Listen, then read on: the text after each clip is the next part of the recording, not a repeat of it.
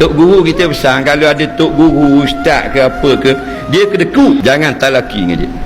Faham? Sebab sui. Tok guru tu sui. Faham? Kalau ada tok guru, biar alim sobong, tapi kalau kedekut, kalau bakhil, jangan belajar dengan dia. Faham? Ada ustaz minum air bayar suku. Alim pandai baca kitab, tapi bila makan bayar seorang. Dekut tu. Belajar murah tangan, kerana orang yang paling murah Nabi Muhammad sallallahu alaihi wasallam. Dulu kita kedekut, bila kita dah belajar banyak talaki, banyak apa Quran, murah. Tanda ilmu kita barakah. Belajar masuk kedai, kalau makan kira semeja. Okey, kira. Seorang, apa seorang satu meja.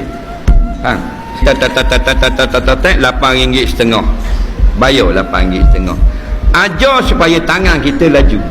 Mula-mula rasa sayang, 3 bulan kita latih, tangan kita akan jadi laju. Faham? Tiap kali panggil satu meja. Pendapatan lebih satu kedai. Mu suka pula buat, akan rasa manis. Tak rasa tak tahu. Faham? Rasa tahu.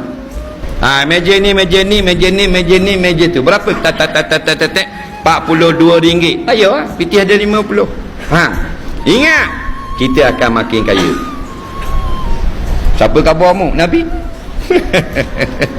Allah kata, paling sedikit tu akan gandakan balik 10 kali, paling banyak 700.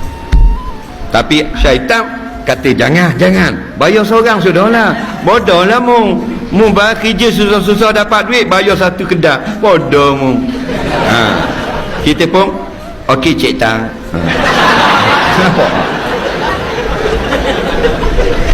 Ni orang mengaji, tolong amal, bayar semeja, bayar satu kedai, bayar meja, bayar satu kedai. Faham?